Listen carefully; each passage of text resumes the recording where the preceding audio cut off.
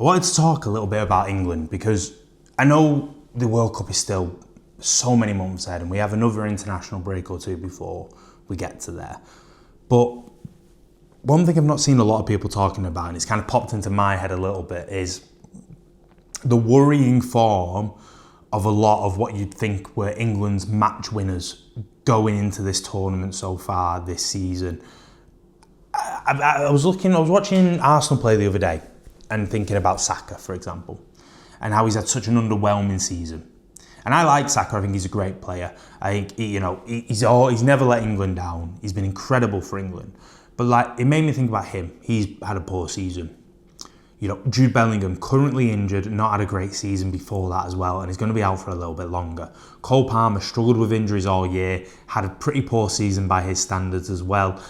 Not great. And then even the likes of a Phil Foden, I know he's not played great for England, but in theory, the talent to be a match winner for England.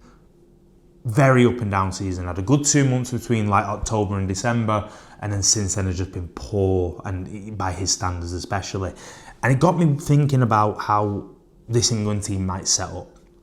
Thomas Tuchel has just signed a new contract to 2028, I'm pretty sure, past the next Euros, which is really interesting. I think that was a bit of a weird decision by the FA. I think they were kind of locking him down in case if anyone was sniffing around him around the World Cup, kind of locking him down to a bigger contract, making it those teams potentially sniffing around him, a bit wary about going for him. And I think signing him on for that deal raises a lot of questions about what this team is going to look like going forward. Because you look at the depth chart, I feel like a lot of players who, have represented England amazingly over the past few years, are at the more tail end of their career now. Sterling's gone, great, member of this team. Harry Kane's, he's getting older now. I know his game isn't necessarily sort of pinned by pace or anything. It's more the technical brilliance of him. But players like Harry Kane on the tail end of the career, John Stones, really struggling with injuries, has been a great leader for Man City. Harry Maguire, back end of his career more likely. Players who have been really, really good players for England and this England team fading away. As time goes on, as every team does going through cycles, international teams are exactly the same. So I was thinking about the match winners, thinking about all those players who, are at the tail end of their careers, and got a bit worried about what this team might look like. So I wanted to go through a little exercise and think about what the team might look like going into the World Cup. So what the ideal team might be. Now, we're going to go from goalkeeper up to striker as any normal team does, and we're going to work with a similar formation that he's kind of been playing during these qualifiers, which is a 4-2-3-1 or a 4-4-1-1 sort of formation. But in reality, you've got 4 defenders, as you normally would do, a normal back 4. You've got 2 sort of midfielders, both kind of holding but with license to go forward. A right winger, a left winger, a central attacking midfielder and a striker. That's been the sort of style he's been going with during the qualifiers. I don't see him really changing. I think he's more than likely going to stick with the style that's got him there. And I do think England has been playing some solid football. Now, in goal, I think you've got, Pickford is still England's number 1. I think if Trafford had become City's number 1 goalkeeper this season, I think there was a chance Trafford would have overtaken him. He has been amazing in the cup competitions, Trafford, but I think Pickford is still your standout number 1. He's never let England down. He's a solid goalkeeper. Is he the best in the world? No. There are better goalkeepers out there than Jordan Pickford, but he's the best English goalkeeper in my opinion. And especially with playtime and form, taken in as a factor, Pickford should be number 1. He's having a good season for Everton. They're playing, they're doing all right. He deserves to still keep that number 1 jersey. The likes of Nick Pope, flattered to deceive. Aaron Ramsdale, not really done much. And Trafford's been really good in the cup competitions, but he's not the regular starter. You want a regular, a safe pair of hands that you can trust, and Pickford is that for England. So Pickford in goal. Now right back, got a bit of a struggle at this one because I think at the start of the season, I would have said Timo Livramento, but he's incredible, and City have been linked with him. Newcastle rely a lot upon him when he's fit, but that's the key. He's never fit. He's picked up so many injuries, and he just can't seem to shake that injury bug. That it does worry me that he might not even be fit come the time of the tournament. Now, even if he is, let's take it into account probably the three right backs that you've got to pick from. You've got Reece James, Timo Livramento and Trent Alexander-Arnold. As we've said, Timo Livramento can't even stay fit. So, you don't know if he's even going to be available. Trent Alexander-Arnold struggled with form, not the best defender. I don't think Thomas Tuchel particularly rates him that highly from what we can see by the squad. And again, has had injury problems himself this season. And finally, you've got Reece James. Now, Reece James is by far the best English right back that we have at the moment, in my opinion. He's levels above Timo Livramento and Trent Alexander-Arnold. But the problem is, he doesn't even really play right back anymore for Chelsea. He plays more central positions. He plays more centre mid and centre back. From what I've read, it's something to do with his new training programme that's allowed him to stay fit this long, because this is the best run of form he's had injury-wise for a very long time. And is that the right thing to do? Is it the right thing to do to play a player who, again, Reece James is quality, absolute top quality, and probably will slot back into right back with ease, but is that the right thing to do?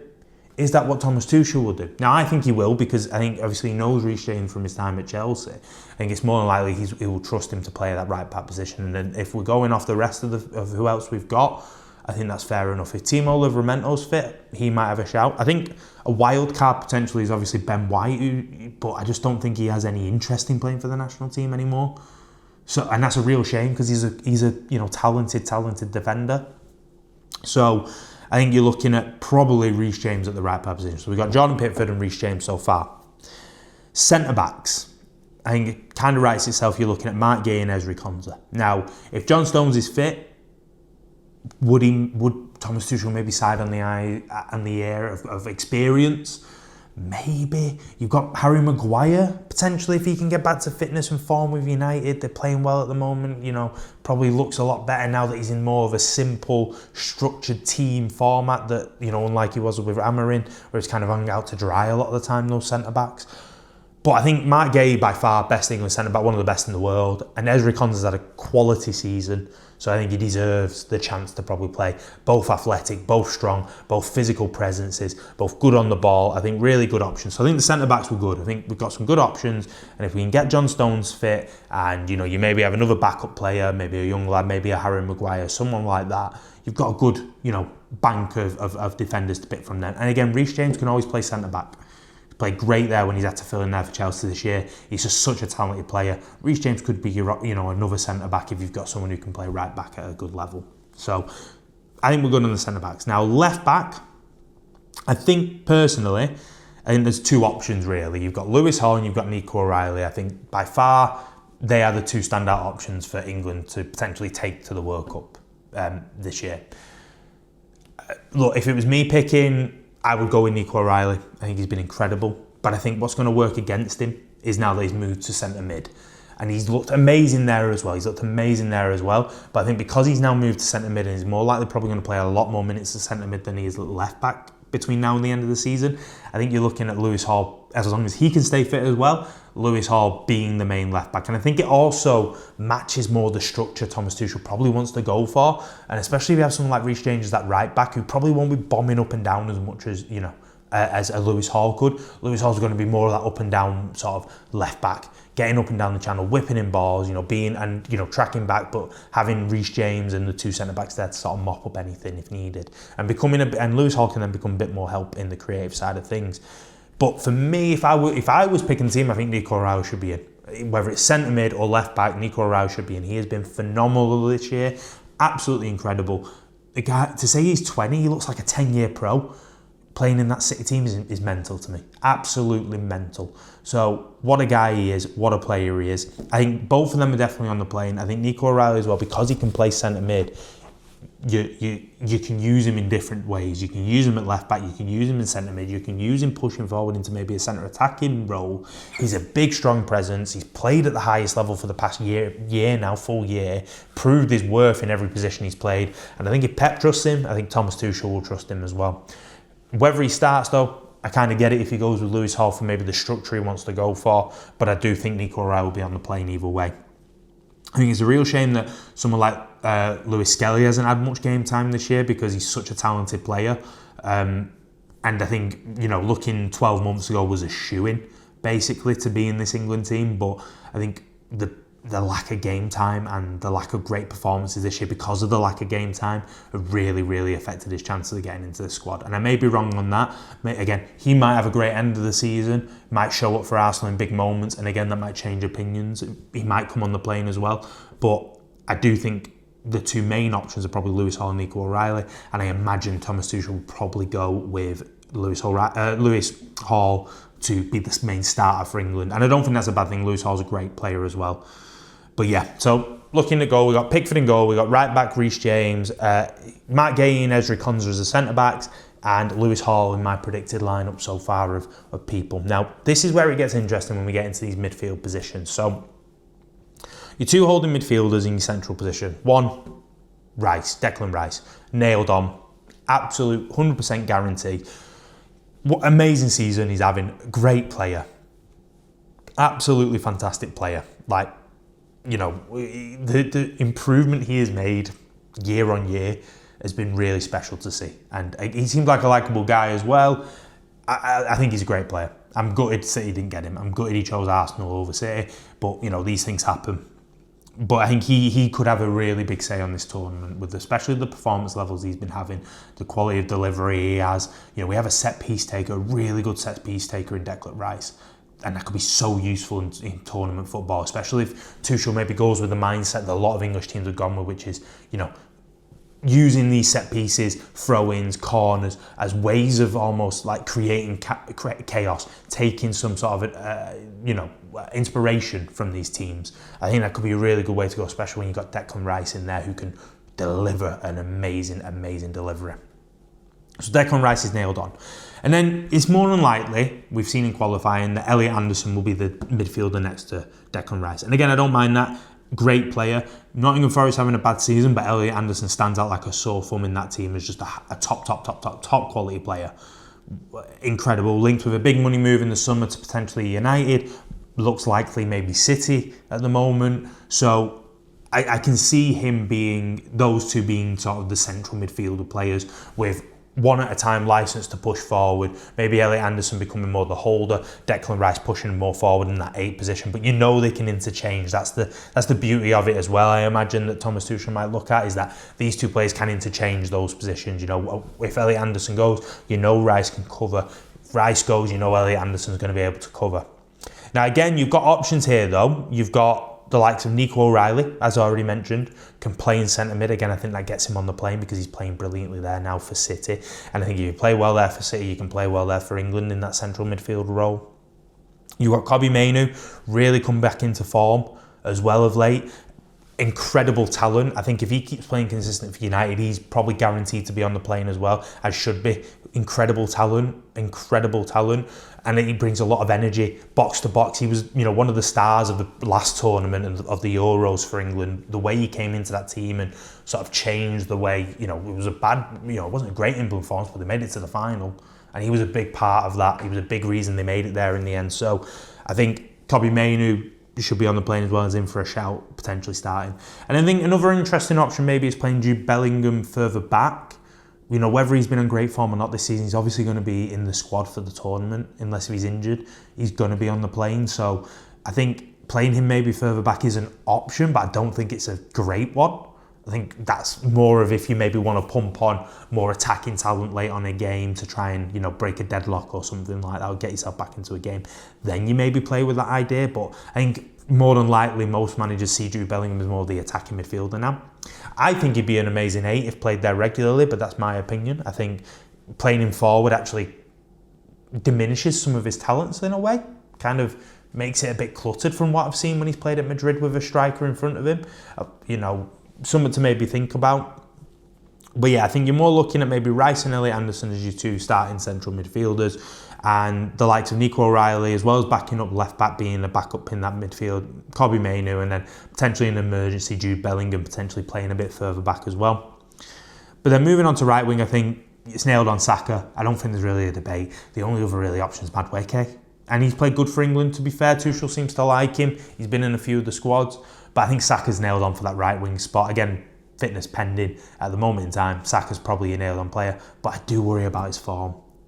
He's never let England down. He's never let England down, and that's important to remember, but I do worry about his form at this moment. He hasn't had a great season. There's still a long way to go. There's 12 games, I think, left at the time of recording this. There's still so much football to play, and he could definitely turn it around and maybe go on a tear the back end of the season, win Arsenal the league, and, you know, what I'm saying right now is redundant. But as I talk right now, I am worried about his form. He looks very tired. He looks very spent. It feels like he's been ran into the ground a little bit by Arteta over the past few years, and I don't think he's ever fully recovered from whatever niggles and injuries he's had. So, you know, let's see what happens there. I think he's nailed on to start though either way, and I do trust him when it comes to England because like I said before, he's never let England down. He's always been a quality player no matter where he's asked to play in that team. And I think, you know, if England are going to do anything well this World Cup, I think Saka's going to be a big part of that. I really, really do. I really like him as a player, and I'm gutted. I think I saw today that he's, you know, agreed, even though it was obviously always probably going to be the case. I am gutted he kind of signed an extension at Arsenal because I would have loved City to maybe test the waters with a bid on him at some point, see if we can rock the boat a little bit, because I do really like him as a player. I think he's a great player. I just think he's off form, and I think he's absolutely spent energy-wise. Now, looking at we'll go from the right wing to the left wing. I think left wing wise, there isn't actually that many options. I had a little look on sort of the depth chart for the left wing. There isn't that many great options, and I think what you're probably looking at, and I don't actually mind this option, I think you're looking at maybe Rashford being the starter. That's where I would go at the moment. I think Rashford would probably be a really good player to play in a tournament. I think he's a great player for England, Rashford. I think what he brings with the directness, the goals, the assist, another mean free kick taker, you know, set piece taker, incredible, you know, dead ball delivery. He's a really talented player. He's had a much better season with Barcelona, played a lot of games for them, got 8 assists and 4 goals, I'm pretty sure. You know, so not a bad return. You'd maybe expect a little more, you know, especially on the goal side. But he's playing on that left wing. He's not playing centrally. And I think, you know, in tournament football, you do need players like him. You need players who will be able to support Harry Kane with the goal sharing load. Because, in fairness, this England team doesn't have many goals stretched across it. You know, Saka isn't really a goals getter. Rice will pick up a few here and there, but Elliot Anderson isn't a goal getter. You know, you're looking at Harry Kane, you're looking at potentially a Marcus Rashford, and the player we'll talk about in the centre mid in a mo, in the central attacking midfielder in a mo. But I do think putting Rashford there in that sort of left wing area gives you a new outlet and gives you another option, another weapon. And even if he doesn't start, I think Rashford should be on the plane for that reason as well, because he can play striker and he can play left wing. And I think that gives you a lot of versatility to be able to mix and match, you know, different styles of play if needed to, for whatever reason. You know, your other options, looking at the list that I kind of wrote down, you've maybe got Cole Palmer on the left wing. I think if he was fitter and playing better football, I think I would have nailed him into the starting level 100%. You know, even if it's in the central attacking midfield role, I think Palmer is so talented that you make a space for him in some way or another. You know, he's a match winner. He's a match winner. He's got that skill. He's got that talent to be a match winner, especially in international football. So he's an option at left wing. I think Phil Foden as well potentially is an option at left wing. I actually prefer Phil Foden as a winger. I think I'm in the minority in that, where I actually think he's better playing as a sort of inside forward, closer to a striker. I think he's not as effective in the middle. I think some of Phil Foden's best games, for example, the season where he won Player of the League, he was basically next to Haaland that whole season, just off the right side, cutting in, slamming it with his left foot into the top corner. That was when he was most effective. He's a goals getter. He's an output player. But if you play him in the centre mid, he can do it. But I just think it takes away so much from him as well. I feel like you take away too much from him in that scenario, where it's almost the trade-off kind of isn't worth it. And it feels a bit, you know, null and void playing him there sometimes. So he's another option potentially if he makes it in the squad. I'm unsure about that at the moment, whether he makes it in the squad or not. But I think it'd be interesting to see that left wing spot. I do think that one's really up for grabs. I would go Marcus Rashford at the moment and sort of run with that as another attacking option. But again, I think there are, you could make an argument for a couple of different players there, and I don't think you're going to have a perfect option really. I think Rashford maybe is the best option at the moment, until we see a bit more form out of some players back end of the season. So across the midfield, just run through that quickly. You've got in the middle, Rice and Elliot Anderson. Right wing, you've got Saka, Rashford on the left wing. Now, central attacking midfield, I think the striker speaks for himself, and we'll get onto him in a minute. But in the central attacking midfield role, I would go with Morgan Rogers. I think he should be nailed on the player that England go with in the central attacking midfielder at the moment. He has been incredible this season. He is in with a shout of being player of the season, and there's a good reason why. Now, yes, you could play Jude Bellingham there, and I'd kind of understand it if Thomas Tuchel played him there. Great player. I mean, I think he's a bit overrated personally, but that's my opinion. I think he's still an amazing player, don't get me wrong, but I think he's almost misprofiled. I think he should be more of a deep lining box-to-box midfielder, not an attacking midfielder. I think he tries to do too much in that position. And that's why I would go with Morgan Rogers. Again, you've got likes of Cole Palmer that could play in that position, Jude Bellingham, Phil Foden if he gets on the plane again, form permitting, and that's for all three of them. But I think Morgan, he's been incredible this year. He's been incredible. He's a big reason why Aston Villa are where they are is because of him. So he gets you goals, he gets you assists, he can strike a ball. He has become a bit of a match winner, which has been really an interesting development to see through his time this season. He's become a match winner for Aston Villa and really, really sort of put his foot down on this Premier League. So for me at the moment, he should be a starting attacking midfielder. But again, it does worry me that the likes of Cole Palmer, Jude Bellingham, Phil Foden, Saka, all these players haven't been great. And Anthony Gordon as well, not even mentioning him, Anthony Gordon on the left wing has had a really poor season as well. You know, these players who you would think are match winners for this England team haven't been performing very well this season. Morgan Rogers has. That's why he should be playing, in my opinion. Finally, I think you've got Kane up front. I think that speaks for itself. My only issue is, like, where's the backup striker coming from? Is it going to be Ollie Watkins? Is it Dominic Calvert-Lewin?